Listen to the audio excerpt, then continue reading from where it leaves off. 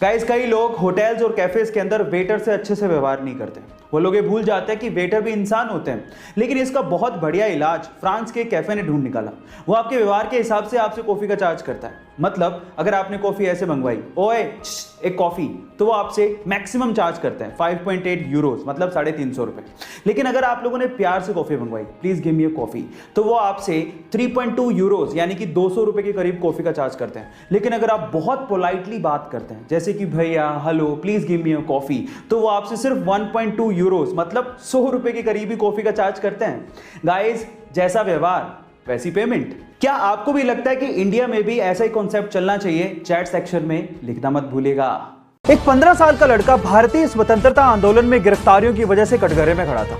जज ने उसको पूछा, तुम्हारा नाम क्या है? बोले आजाद। तुम्हारे बाप का नाम क्या है? बोले स्वतंत्रता। कहाँ रहते हो? बोले जेल। ये सुन के जज ने उसको 15 करोड़ की सजा सुनाई। लेकिन जब 15 कोड़े उसे पढ़ रहे थे तो वो चीखने चिल्लाने की बजाय सिर्फ एक ही बात बोल रहा था, भारत माता की जय। Yes, I am talking about Chandrashekhar Azad, जिसने भारत को स्वतंत्रता दिलाने के लिए अंग्रेजों से बहुत बार लड़ाइयां लड़ी, लेकिन अंग्रेज उसे जीते जी पकड़ नहीं सके। लेकिन 27 फरवरी 1931 को अंग्रेजों को पता चला कि वो इलाहाबाद के एक पार्क में बैठा है। उसे चारों तरफ से घेर लिया गया। गोलीबारी शुरू हो गई। उसने भी अंग्रेजों का डट के सामना किया, लेकिन जब उसकी बंदूक में लास्ट गोली बची थी तो उसने अपने आप को मार ली। जानते हैं क्यों? क्योंकि उसने कहा था, अंग्रेजों की गोलियों का सामना करेंगे, आजाद जिए हैं आजाद ही मरेंगे। गाइस, ये तो हम जानते ही हैं कि कैमल यानी कि ऊंट बिना पानी पिए बहुत दिनों तक जिंदा रह सकता है और इसी वजह से उसे रेगिस्तान का जहाज भी कहा जाता है। पर इस चीज को लेके बहुत लोगों को एक मिसकंसेप्शन है। उनको ये लगता है कि ऊंट अपने कुबड़ यानी कि हम्प में पानी को स्टोर करके रखता है।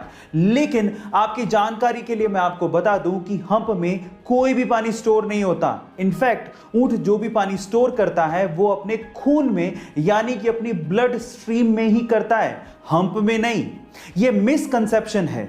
और इसके अलावा एक छोटी सी जानकारी और दे दूं, जब आप ऊंट को पानी पिलाते हैं तो वो एक बार में 20 गैलन यानी कि 75 लीटर पानी पी जाता है। गाइस, जहां एक और पेप्सी और कोका कोला का इस्तेमाल पूरी ही दुनिया में सॉफ्ट ड्रिंक के तौर पे होता है, वहीं छत्तीसगढ़ के किसान इन सॉफ्ट ड्रिंक्स को कभी कभार पेस्टिसाइड की जगह भी इस्तेमाल कर लेते हैं अपने खेतों में। पर इसका यह कतई मतलब नहीं है कि सॉफ्ट ड्रिंक्स बहुत ज्यादा खतरनाक है जो कि कीड़ों को मार डालती हैं। ऐसा नहीं है, इसके पीछे की साइंस कुछ और ही है। एक्चुअली जब भी किसान फसलों पर इन सॉफ्ट ड्रिंक्स का छिड़काव करते हैं तो उनकी मिठास की वजह से लाल चींटियां वहां पर आ जाती हैं। जो लाल चींटियां वहां पर आती हैं वो कीड़ों को और कीड़ों के साथ साथ उनके अंडों को भी खा जाती हैं। तो हो गया पेस्टिसाइड का काम। और उसके अलावा ये सॉफ्ट ड्रिंक्स एक्चुअली पेस्टिसाइड से सस्ती भी होती हैं। यही वजह है और कोई वजह नहीं है। ये इंटरेस्टिंग फैक्ट जान के आपको कैसा लगा? चैट सेक्शन में लिखना मत भूलिएगा। गाइस, क्या आप जानते हैं कि क्रिकेट इतिहास का सबसे महंगा बैट कौन सा है और वो कितने में बिका था? डोंट वरी, मैं आपको इसका जवाब देता हूं। ये वही बैट है जिससे महेंद्र सिंह धोनी ने अप्रैल 2011 के वर्ल्ड कप फाइनल में इंडिया को छक्का मार के जितवाया था। जी हां, ये वही बैट है और इसे रिकॉर्ड 1 करोड़ 21 लाख रुपए में एक इंडियन फर्म आरके ग्लोबल ने लंदन के चैरिटी ऑक्शन में खरीदा था। है ना ये इंटरेस्टिंग फैक्ट? ऐसे ही इंटरेस्टिंग फैक्ट्स के लिए हमारे YouTube चैनल को सब्सक्राइब कर लीजिए और अगर आप Instagram पे देख रहे हैं तो मुझे फॉलो करना मत भूलिए। मिलते हैं अगली वीडियो में।